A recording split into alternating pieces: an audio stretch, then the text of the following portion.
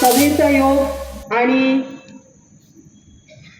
आपल्या मोर्याचा धोंडा ज्याचा वर्धापन दिन दोन्ही योग का आले हे मला माहिती आहे, कारण मी शिवप्रेमी आहे, छत्रपती शिवरायांना मानणारी लेक आहे. योगच समजायचा सभा आणि आज वर्धापन दिनाचा.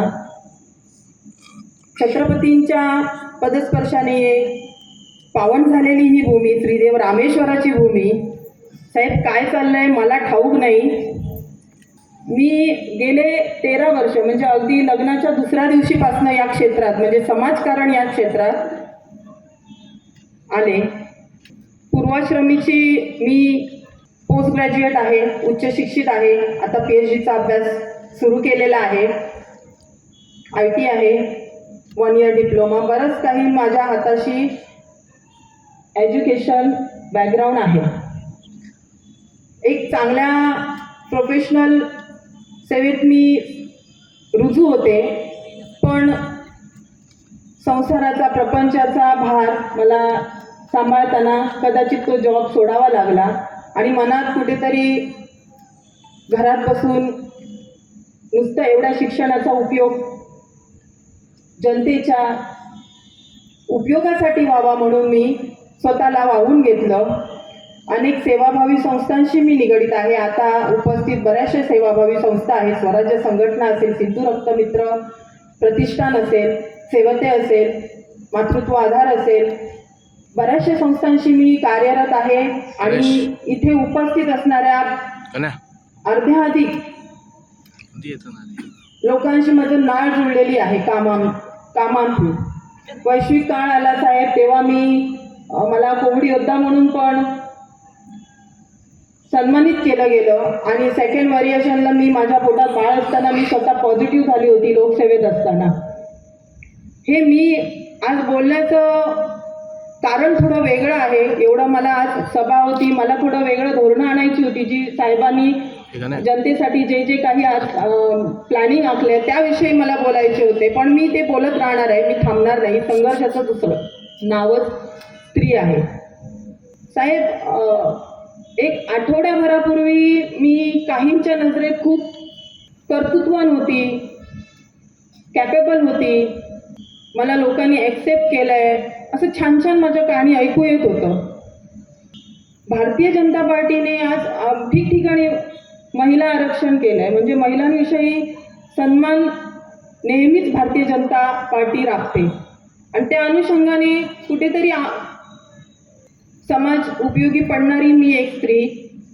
आज साहेबांचा कुठे लक्ष गेला, उपस्थित पालकमंत्री साहेब असतील, रवींद्रजी चव्हाण साहेब असतील आणि वरिष्ठ सर्वच, की हिचं काम, हिचं कर्तृत्व बघून मला भारतीय जनता पार्टीचं नगराध्यक्ष उमेदवार कॅन्डिडेट म्हणून जाहीर केलं. त्याआधी मी आभार मानते साहेब.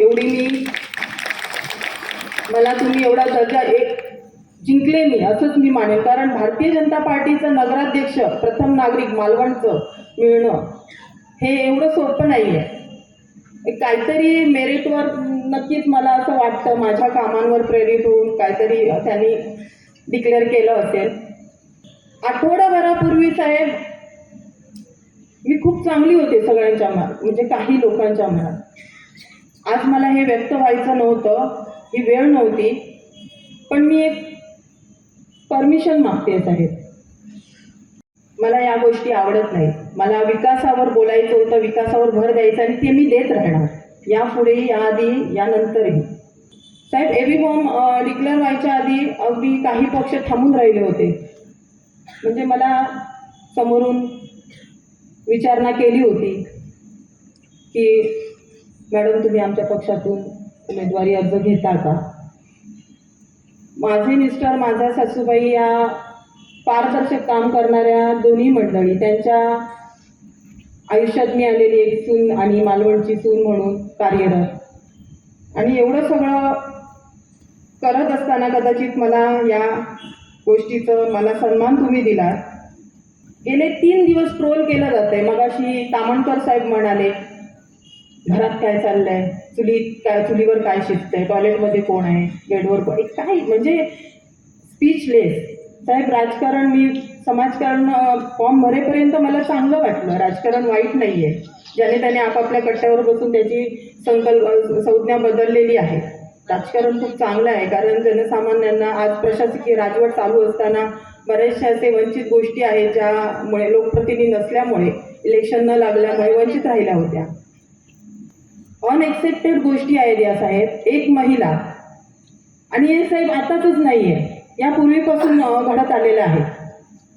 द्रौपदी पांचालीवर जेव्हा वेळ आली होती, महान योद्धे समोर बसले होते साहेब, आणि तिला श्रीकृष्णाचा धाव घ्यावा लागला.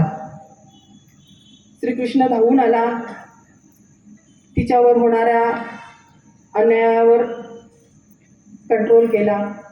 त्यानंतर आपण बघत आलो आहे क्रांतीज्योती सावित्रीबाई फुले, अक्षरशः शेणाचे गोळे अंगावर घेऊन तिने आम्हाला हे व्यासपीठ दिलं.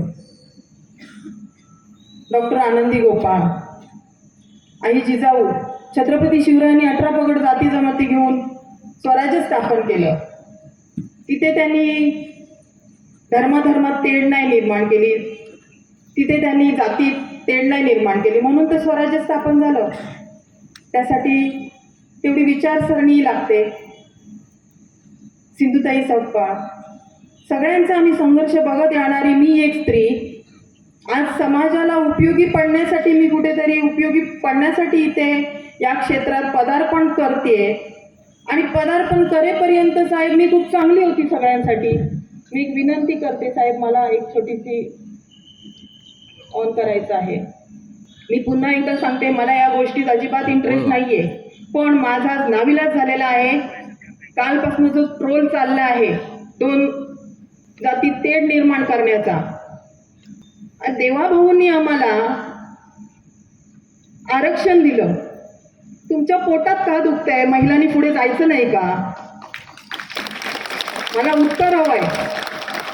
तुम्ही प्रेस देताय, इथे उपस्थित पत्रकार बंधूंना मला विनंती आहे, तुम्ही कुठलीही प्रेस घेताना एखाद्या स्त्रीवर जर 4 गोष्टी बोलत असतील चुकीच्या, तर तुम्ही एक्सपोर्ट करायचं नाहीये. विनंती आहे माझी. त्याचं कारण सांगते. काही दिवसांपूर्वी राणेसाहेब, तुम्ही आदरणीय आहात, सन्माननीय नारायणरावजी राणेसाहेबांच्या हाताखाली माझी सासूबाईंनी पंचायत समिती सभापती पद भूषविलं होतं. त्यांच्या तोंडून मी सतत चांगल्या गोष्टी ऐकत आलेली आहे, कारण कोकणचे भाग्यविधाते म्हणून त्यांना पदवी प्रदान जनतेकडून मिळालेली आहे. आणि दुसरीकडे कदाचित कोणतरी गुरु दुसरे आहेत, मला वाटत नाही निलेशजी राणेसाहेब हे बोलतायत स्वतःच्या मुखाने, नाही वाटत, कारण यापूर्वी माझ्याशी वागणं त्यांचं खूप चांगलं होतं. माझी त्यांनी 2-3 कामंही जनतेची केली होती. एका फोनवर, मी त्या कुठच्याच पक्षात नव्हती. माझे मिस्टर नुकतेच भारतीय जनता पार्टीशी नाळ जुळली गेली, माझी नाळ जुळली गेली.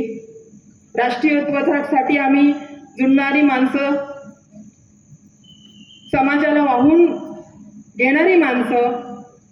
साहेब, आठवड्याभरापूर्वी माझा सर्टिफिकेट व्हेरीफाय असल्यामुळेच मला हा फोन आला असणार ना. 100% मला गॅरंटी आहे, कारण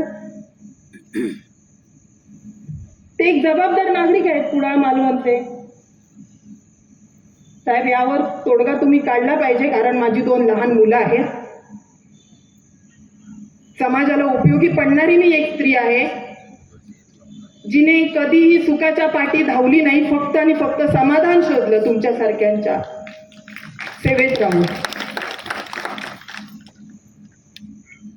नगरपालिकेचा विषय आला तर मालवण नगरपालिकेच्या विषयामध्ये नगराध्यक्ष पदासाठी कोण सुटेबल कॅन्डिडेट राहील अशी चर्चा चालू होती. आणि त्यामध्ये आमची सगळ्यांची इच्छा अशी आहे आणि आपल्याला विनंती अशी आहे की आता उद्या आघाडी युती काय होईल की नाही होणार हे आता काही स्पष्ट नाही, पण जर तुमची इच्छा असेल आणि तुम्ही म्हणत असाल तर शिवसेनेकडून तुम्हाला नगराध्यक्ष पदासाठी सगळ्यांचं एकमत आहे तुमच्या नावाबद्दल, की सगळ्यांचं मत आहे की ताईने आमच्याकडून लढावं शिवसेनेतून नगराध्यक्ष पदासाठी. तर माझी रिक्वेस्ट अशी, आपण विचार करा, लगेच उत्तर देऊ नका. मला बाऊट करू नका तुम्ही साहेब, खरंच. आणि सगळ्यांची इच्छा आहे की तुम्ही नगराध्यक्ष पदासाठी शिवसेनेतून निवडणूक, बाकी सगळं आम्ही बघून घेऊ. काही तुम्हाला माहिती आहे, आपण कशातही कमी पडणार नाही. बाकी होय, एवढं लायक मला समजलं त्यासाठी आभार सर साहेब.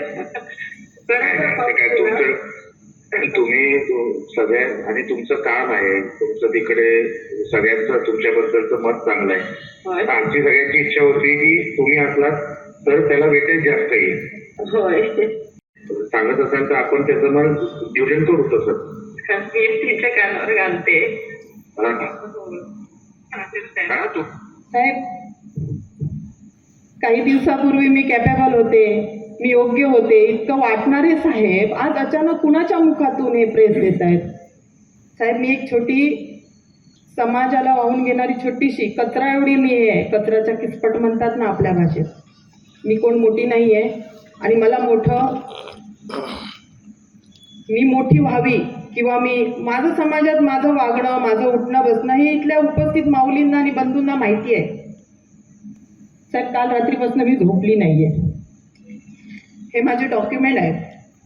जर एखाद्या समाजाला वंचित एक समाज राहतोय एखाद्या गोष्टीतून, मला MPSC काही मार्क्सने मी वरखाली झाली, मेरिट आरक्षण, शिक्षणातही भरपूर पैसा, म्हणजे जो माझ्या वडिलांनी पुरी लाईफचं जे सर्व्हिस असते ती माझ्या शिक्षणाला वाहिली. 2 मुलांना तसंच ठेवून माझ्या शिक्षणाला वाहिली. आणि देवाभाऊंनी आता आरक्षण दिलंय, आणि मी जर माझा इतिहास शोधते, माझे आजोबा पंजोबा शोधणारे तुम्ही कोण?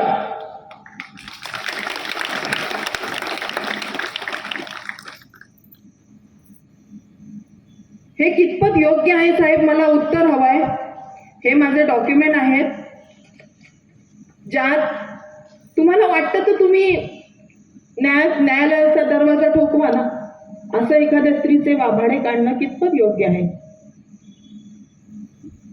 मी प्रचार रॅलीत सामील कुठे गेली, अगदी 10 मिनिटात मागून देवचार प्रकटतात. अगदी 10 मिनिटात. मला माहित नाही कसे प्रकटतात काय. आपल्याला वेळच नाहीये साहेब. मी आता सकाळी 8 वाजता बाहेर पडले, डायरेक्ट इथे आली आहे. मुलांकडे आमचा म्हणजे का तर थोडा आज 4 दिवस आहेत, डोर टू डोर पोचणं गरजेचं आहे. आज हा जर पद मला मिळालं तर हे जे वंचित काही गोष्टी आहेत, समुद्र किनारपट्टीच्या भागातील असतील, गडकोटचे काही गोष्टी असतील, भटकी जनावरं असतील, मालवणच्या मध्यावरती असणारे बरेचसे घटक, प्रॉब्लेम, माझी इथे बरीचशी मुलं उपस्थित आहेत. रोजगाराअभावी साहेब हातपाटीवरचं घर आहे त्यांचं, शिक्षण असूनही त्यांच्या कुठेतरी काहीतरी तुमच्या मार्फत, म्हणजे पालकमंत्री साहेब आहेत ना भारतात, भारतीय जनता पार्टी, राज्यात भारतीय जनता पार्टी, कोकणात साहेब आहेत, 2 सुपुत्र बसले, 3रे सुपुत्र नारायणरावजी राणेच आहे. आणि मला इतका कॉन्फिडन्स आला की म्हणजे जे मी काही योजलंय धोरणं ती कदाचित इथे आली साहेब तुमच्या मार्फत, तर ही मुलं न्याय मिळेल त्यांना, इथली इथे थांबतील, कुठे जाणार नाहीत रोजगारासाठी. हा साधा सरळ मी मार्ग पकडण्यासाठी राजकारणात आणलं गेलं. आली म्हणणार नाही, कारण 13 वर्ष साहेब मी कार्यरत असताना मी कधी कुठल्याच पक्षाकडे कुठल्या पदासाठी मी भावूक झाले नाही की कुठच्या तिकिटासाठी मी वाद घातले नाही. हे शाश्वत सत्य आहे. मी तेव्हाच घेतलं असतं ना. 13 वर्ष मी लढत आली आहे स्त्रियांसोबत. आता साहेब हल्लीचे 2-3 गोष्टी ज्या तुम्ही सॉल्व्ह केलात, राजकोटच्या व्यापाऱ्यांचा प्रश्न होता, आता जाऊन ते सांगतात आम्ही केलं, तुम्ही केलं. कोणी केलं नाहीये, पालकमंत्री साहेबांनी केलेलं आहे. प्रभाकरजी सावंत साहेब साक्षीदार आहेत. इथे राजकोटातील उपस्थित मंडळी असतील तर तुम्ही भूलथापांना बळी पडू नका. हे 4 दिवसाला तुम्हाला फक्त येऊन इथे फरशा बसवतो, तिथे हे करतो, तिथे हे सगळं चालू राहणार 4 दिवस. पुढचे 5 वर्ष विचार करा ना. ची दूरदृष्टी ठेवली आहे साहेबांनी. बारामही कसं पर्यटन राहील. आज राजकोट किल्ल्याचं साहेब तुमच्या मार्फत पुनरुज्जीवन झालं आहे. तिथले जे स्थानिक व्यापारी आहेत, स्थानिक महिला आहेत, बचत गट आहेत, समुद्र किनारपट्टीचे मच्छीमार बांधव आहेत, हे सगळे खूप काही गोष्टी आहेत आणि त्याच्यात भर द्या ना. छत्रपती शिवरायांना छत्रपती आम्ही बोलून शिवरायांचं आम्ही स्मरण करतो, तर काही उमेदवार एकेरी नावाने बोलतायत. मी आज या ह्याच्यावर आहे म्हणून साहेब जिल्ह्यातले शिवप्रेमींमार्फत मी खरंच येतो, कारण आज छत्रपती शिवरायांमुळे माझं कुंकू आणि मी टिकली आणि तुम्ही सगळे तुमच्या देवासमोर दिवे टेकले. हेही तितकंच शाश्वत सत्य आहे, हे कोणीही नाकारू शकत नाही. आज भारतीय जनता पार्टीने सर्व पक्षांना तिकीटं दिली आहेत. आमचे शांतिप्रिय कॅथलिक समाज आहे, ते उपस्थित आहेत मॅडम. वंचित समाज आहेत, आम्ही आहोत. सगळ्यांना तुम्ही न्याय दिलात. मग ह्यांच्या पोटात का दुखतंय? काहीतरी कारण आहे ना. मला क्वेश्चन मार्क आहे, तो माझ्याकडे उत्तर आहे, कदाचित तुमच्याकडे असतील तो उत्तर. अगदी 4 दिवस राहिले आहेत इलेक्शनला आणि 4 दिवसात म्हणजे अक्षरशः संभ्रमावस्था निर्माण करतायत जनतेमध्ये. पण जनता सुज्ञ आहे मालवणची, हे कळत नाहीये त्यांना.